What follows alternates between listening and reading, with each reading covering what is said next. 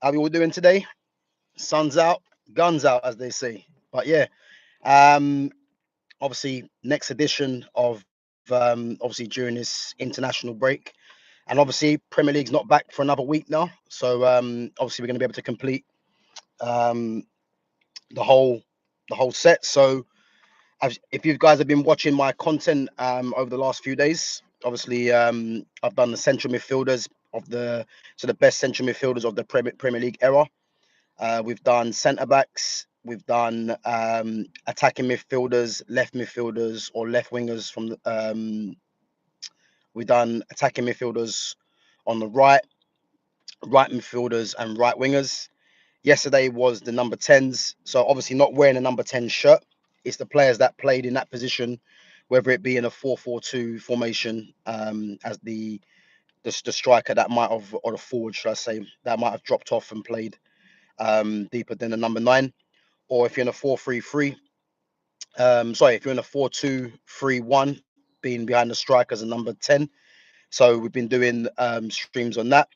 So now we're going to move on to onto right back. And again, right back for me is a position from the past that players in that position were more known for their defending. I think as years have gone by now, your right backs are quite crucial in certain systems. Obviously you've got the right wing backs who are more of traditional midfielders in a sense, or wingers. Um, or if you're playing with a four at the back, you're more of an attacking right back in certain systems. And again, a lot of the players that I've got on this list, which isn't a massive list. And again, if anyone obviously is watching the stream, if anyone thinks that there should be more players or more right backs on this list, then as I said, be sure to put that in the chat. Um, but yeah, as I said, the right backs of this era now, they're asked to do a lot more, in terms of in terms of their attacking output. And we're going to start off with someone that's obviously been in the headlines for the last couple of days now. Looks like he's on his way to Real Madrid, and that's obviously Trent Alexander-Arnold.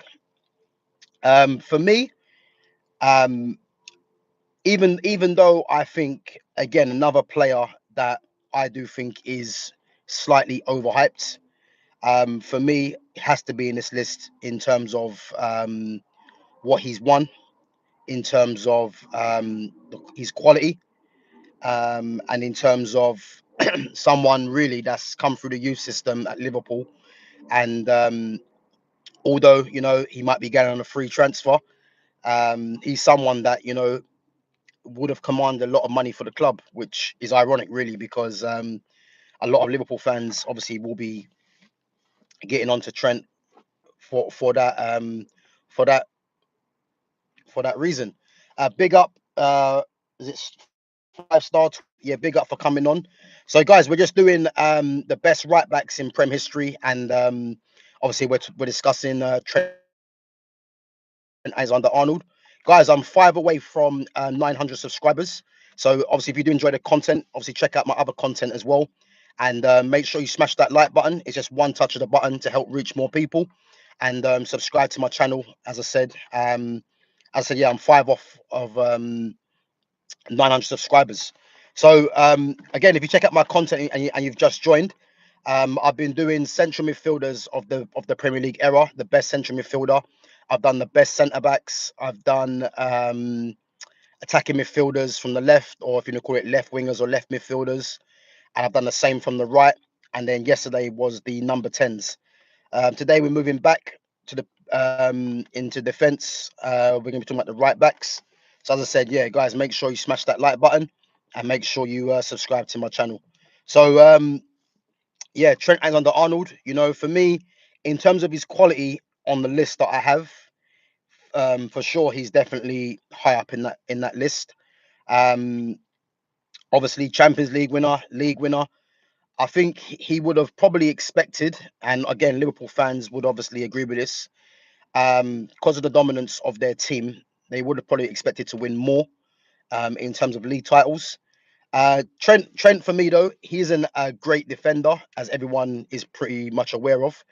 In terms of his delivery, his striking ability. Again, this is a guy that used to be a midfielder, so having those sort of attributes isn't really a surprise.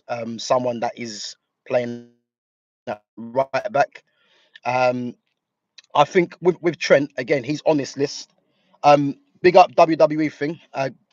WWE thing. If you've got any wrestling that you want to talk about, as I said, make sure you put that in the chat, and obviously I'll get through my list. But I'll definitely, obviously, if you stay to the end, I'll definitely get back to you, man, on some WWE. But big up yourself for coming on. So yeah, Trent Alexander-Arnold. As I said, yeah, for me, his quality is obvious, and him obviously going to Real Madrid. Can I see him starting over Danny Carvajal when Carvajal's fit? No, obviously Carvajal being Spanish, Carvajal being better defensively and is a threat going forward as well. I think Trent getting him on a free is good business. Obviously, he's going to be getting a massive sign on fee. I think it's rumored to be between 20 and 40 million euros. I think, which is mad, and obviously that means he'll take a lower basic, which again Liverpool can't compete with that really. But yeah, I think with Trent, yeah, I think I would say in terms of right backs that this league has probably had to offer, he's probably revolutionized that position in the Premier League. If I look at Premier League's right backs overall, for me, one of my best ever right backs was Danny Alves. I think Danny Alves is probably the best right back of his generation in terms of his actual quality as well. He wasn't someone that was like Trent in terms of long range passing, um, and obviously his long shots. But in terms of his touch, his technique, him and Messi's combination on that right hand side for Barcelona for years. Dani Alves was, I think, the biggest compliment. He was as technically gifted as some of the best right wingers in the game. That's how good he was on the ball. So if I look at Danny Alves, do I think Trent Alexander-Arnold's better than Danny Alves as a footballer? I don't. But in terms of revolutionising that position in the Premier League, he has to go down as one of the best ever. Some people might even have him as the best ever, which again is up for debate. I think defensively, because he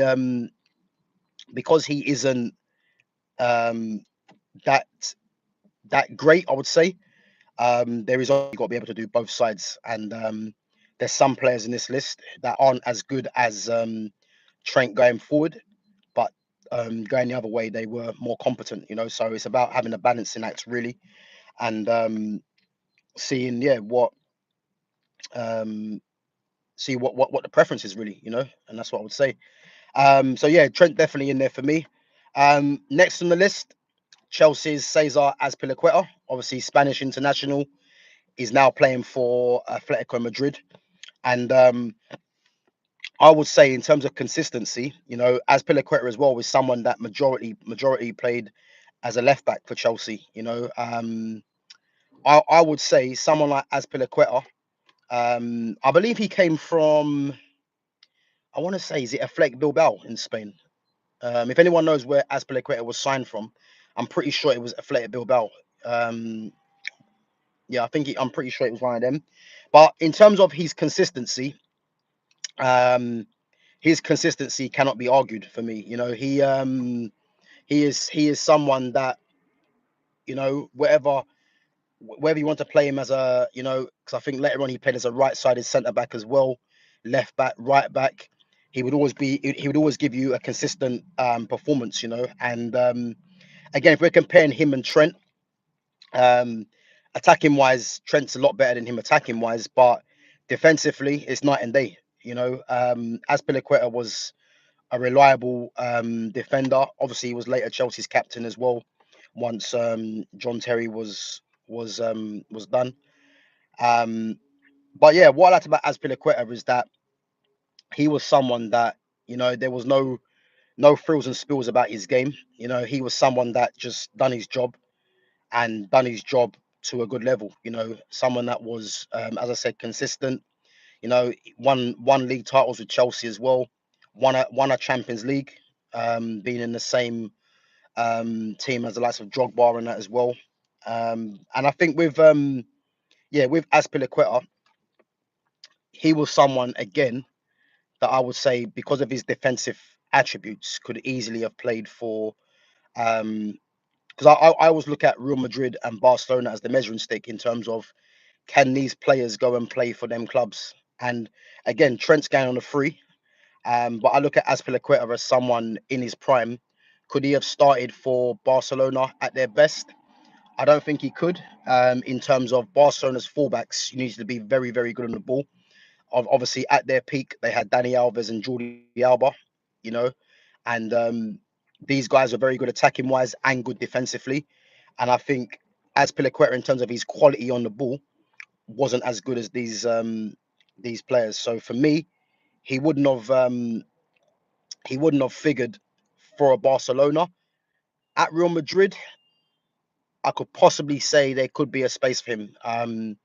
At right back, I would say. I know, obviously they got Danny Carvajal and Marcelo in their peak, but he could have, come in and out for Danny Alves, for Danny Carvajal, I would say, and that's how I think I kind of measure these fullbacks really. So Trent obviously going on the free to Real Madrid and Barca. Could Trent have played for Real Madrid if he wasn't going on the free? Because of his quality, I believe so. And Azpilicueta, I think as well.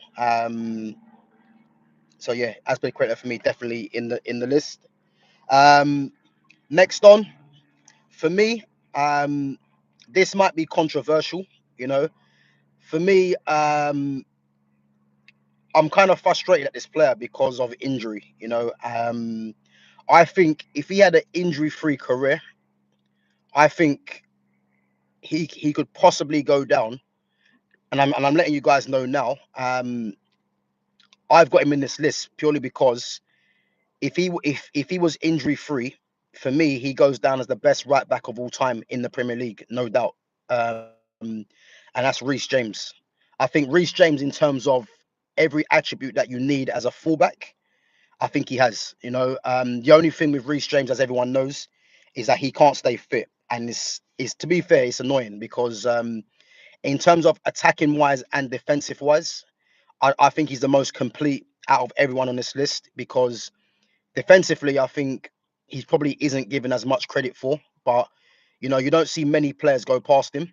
He's physically very strong. He's got pace as well. But attacking wise, his delivery, his technique, his passing, obviously his free kicks as well. Like there isn't no weakness. And obviously he's a player as well that can play central midfield as well. And for me, Reece James has literally like no weaknesses. And Asif Iqbal, if you're a hater, man, no one's forcing you to be here. You know what I mean? You're trying to say it's boring. If it's not for you, man, then as I said, no one's forcing you to be here. You're watching me. No one's watching you at the end of the day. So yeah, if you don't want to watch it, man, then off you go. But yeah, Reece James, man, he defensively and attacking wise, he's another level for me. And there's always a debate between him and Trent, who's the better player. And for me, hands down, it's Reece James. Um, Reece James for me, as I said, he could he have played for a Barca and a Real Madrid easily. I look at the likes of Dani Alves and Reece James for me is a similar quality for me for Dani Alves. I'd probably say in tighter spaces, Dani Alves is probably that bit better, but everything else, I think Reece James has it, and for sure for Real Madrid as well. So again, he probably won't go down for many people as the best right back purely because of the injury record, but in terms of his quality and he's just again, he's someone that really hasn't won as much as you'd probably expect someone like him. But again, he's been injured, and Chelsea obviously as well are going through a transition at the moment. But in terms of his overall quality and his attacking prowess and his defensive ability, yeah, for me he's in this list easily. And again, people will point to his injury record, but for me, he has to be in this list. And obviously, we'll go through who the best ever right back there is. Um, Next on this list, Man City's Pablo Zabaleta. Obviously played for West Ham as well, Argentinian. Um, if I remember right, when Zabaleta went to Man City, I think he might have been one of the very, very first signings of the Man City era that they started to dominate, And again, for me, he's very much similar to Cesar Azpilicueta in terms of his consistency.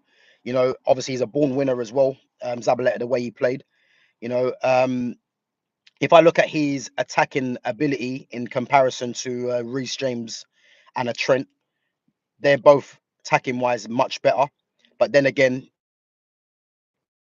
and Reece James both have the capabilities of playing in central midfield or playing as a deep line midfielder. So that's probably why you probably look at them and think, they're better attacking wise. But Zabaleta defensively, just like Azpilicueta, you know, was solid. And obviously playing next to Vincent Company, um, in that Man City defense, there wasn't really much coming down that side. And obviously they were a big, big part of the foundation of Man City dominating um, when Man City were started to win the leagues. And again, he's someone that, for me, could he have played for a Barca and a Real Madrid? I think probably in his peak, um, he would have suited Real Madrid. I don't think he would have suited Barcelona personally. Again, because with Barcelona, it's not just about being decent defensively. You have to have a lot of quality, because a lot of Barcelona's attacks, especially when they had the likes of Dani Alves and Jordi Alba, a lot of their attacks were built through their fullbacks. So you need to be very good on the ball. And I think Zabaleta, in terms of what he offered Man City defensively, was solid, but I don't think attacking wise he would have suited them. He would have suited Real Madrid, and because Real Madrid's fullbacks, I think Marcelo, again, you're not going to get better than Marcelo in terms of Marcelo's ability to attack, and he was decent defensively as well. But at right back, I think you could afford to be um, less more like a talented fullback in my opinion. So that's why I say the likes of Azpilicueta and Zabaleta could have played for Real Madrid in their prime. But again, yeah, Zabaleta, man, top player. Obviously won league titles as well with Man City. And again, when he went to West Ham, it was more of a case of him just winding down his career. And yeah, for me, he thoroughly deserved to be in this list. Next on this list, again, another former Man City player. Obviously, come from Tottenham. Um, and obviously, previously before that, was bought from Sheffield United. Um, and now is obviously playing for AC Milan. England international. I think he might be. I don't know if he's a. I don't know if he's the most capped right back for England. I'm not sure. I don't know if Gary Neville still holds that or if it's Carl Walker now. But yeah, for me, Carl Walker.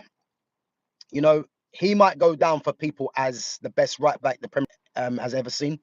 For me, I think, again, this is nothing taken away from Carl Walker, but I think Carl Walker owes a lot of his career to his pace. I would say, especially in his early years. His pace was ridiculous, frightening.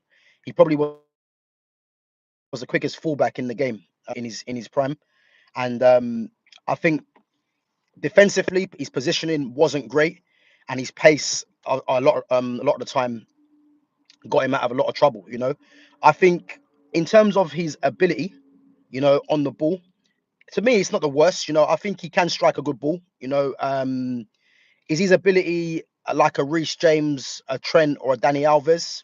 No, nowhere near it for me. But in terms of just being a right back, in terms of his quality striking, yeah, he easily was more than a success for Man City as well. But his pace is what set him apart, because many a times, he was out of position, and the way that he just recovered, it was to be fair, his pace is unbelievable, really. Obviously getting older, the pace isn't. at what isn't once what it was, and which is pretty much the reason as well, obviously with his personal issues as well, why he's gone to AC Milan, a slower league, and obviously his pace will still be an asset in that league as well. But in terms of the trophies he's won, in terms of his consistency as well for England, you know, um, he's in there by default, really, because again, the list isn't that extensive as I mentioned earlier. But I think for what Carl Walker's given to the Premiership in terms of a right back, yeah, he's easily in there. Whether he's the best ever right back, um, I'm not too sure. But yeah, he's definitely in there, man. For what he's won as well, and again, he's a leader as well. I would say at the back there, especially when Man City were going through their dominant, obviously winning 4 Champions Leagues in a row. 4 Champions League, 4 league titles in a row, and obviously winning the Champions League as well. Carl Walker, from a leadership point of view, was instrumental there. You can tell on the pitch, and yeah, thoroughly deserves his place on there. Um, Next on the list, Seamus Coleman from Everton. Obviously, he was bought for, I want to say 500,000. I think he was bought from somewhere in Ireland. I can't remember what it was. If anyone knows, then as I say, put that in the chat. But yeah, Seamus Coleman, man, still playing now. Captain for Everton. I think he's been playing in the Premier League now for definitely over 10 years. And for me, yeah, big up Reluctant Gamer, bro. Big up for coming on. We're just going through the best right backs in Prem history. So yeah, if you get a chance, man, to have a watch from the beginning, then you see the players that I've got on the list. So we're just talking about Seamus Coleman now. So for me, Seamus Coleman, again, in terms of his ability on the ball, if I'm if I'm looking at him in comparison, because for me, in the Premiership, the measuring stick in terms of quality on the ball is Reece James and Trent, and Seamus Coleman for me was nowhere near that level. But in terms of his consistency, um, what he's given to Everton as a football club for how much he was bought for as well, these things have to go into into the argument. And obviously, Everton moving to obviously their new stadium, is it Bramley Moor Dock? They're moving to, and you expect Seamus Coleman to be obviously captain still and taking his team obviously into the new stadium. But yeah, I think just for what he's given to the league, his consistency, I think he's in there, and again, he's not the best right back in Premier League era for me, but he deserves a mention because, as I said, what he's given to Everton, his consistency as well. I think these things do have to be rewarded, and yeah, for sure, man, he's in there for me. Um, Next on the list is Gary Neville. Again, Gary Neville, the pundit, to me, to be honest with you, is a joke. If I'm honest with you, he annoys me as a pundit, if I'm honest. But in terms of what he gave to Manchester United, I think a bit like Seamus Coleman. These guys are not really talented, but in terms of the application, the work they've put into becoming a footballer, these things can't go underestimated. And Gary Neville obviously falls into that category, and with Gary Neville as well, his combination with David Beckham on that right hand side, yeah, was dangerous. Obviously Gary Neville was often the decoy run, so Beckham could put the cross in. But obviously there was times where Beckham did play him the ball, and you can tell that Gary Neville and Beckham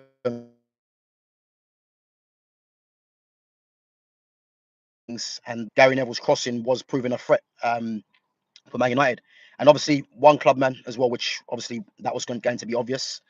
Um, in actual fact, I think he had no other choice but to be a one club man because I don't see other teams that would have come in for Gary Neville. If I'm honest, not because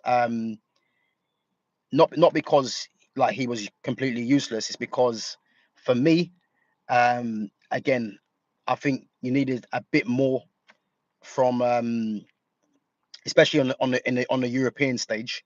You would have needed a bit more from your right back. And again, Gary Neville was playing a successful Man United team as well, so there would have been no reason for him to leave, and he wasn't going to leave anyway. So So yeah, man. Yeah, big up for coming on.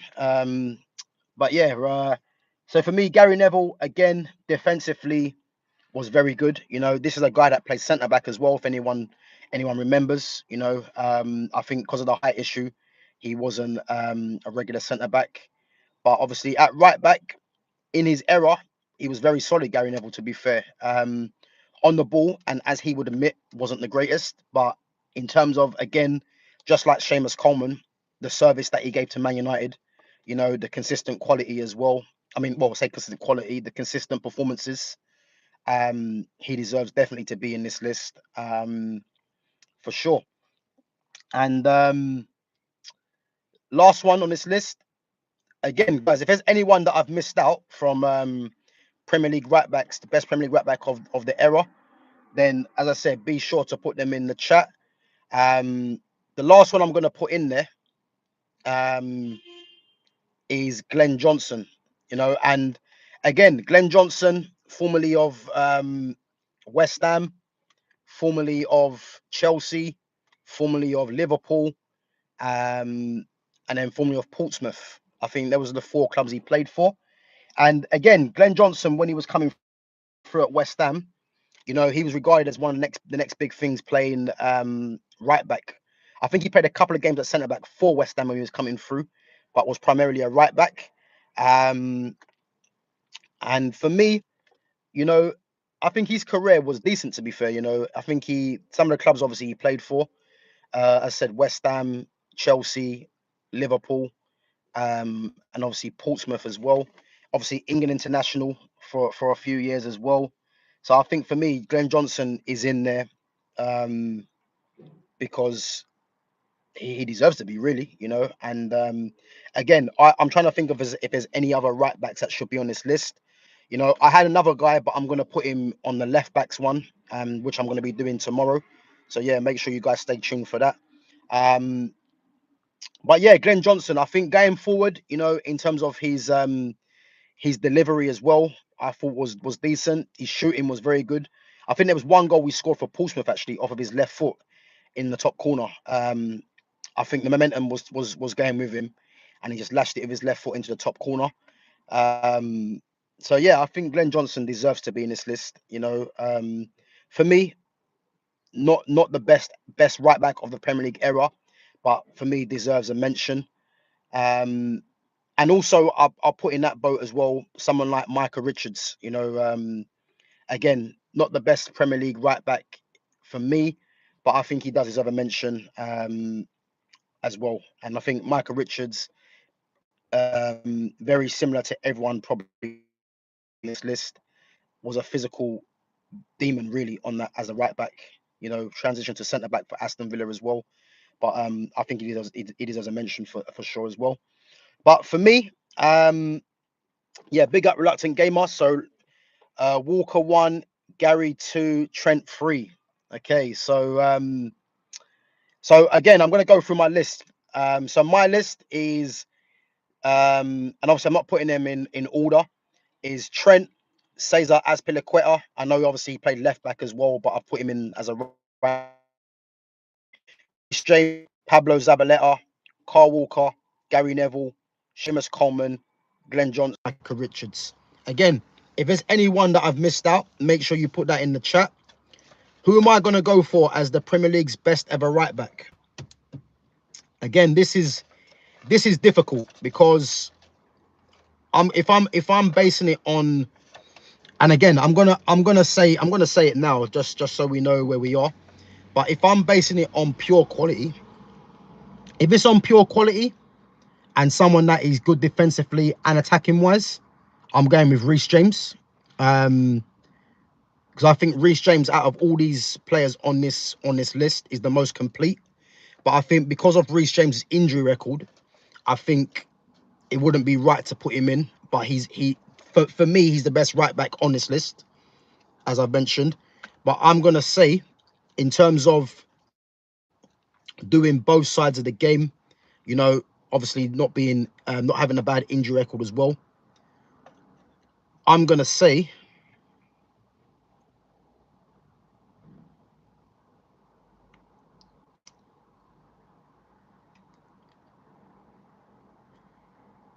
I'm gonna probably say Carl Walker. Yeah, I'm gonna go with reluctant gamer. I'm gonna say Carl Walker because I think, as I said, Trent going forward very good. You know, defensively is a bit of a liability. I know he's been slightly better lately. Cesar Azpilicueta again, defensively is very good. Going forward, not so good. Again, Reece James is my pick, but his injury record does it against him. Pablo Zabaleta, again, a bit like Azpilicueta, defensively very good, but going forwards, I think there's better options there.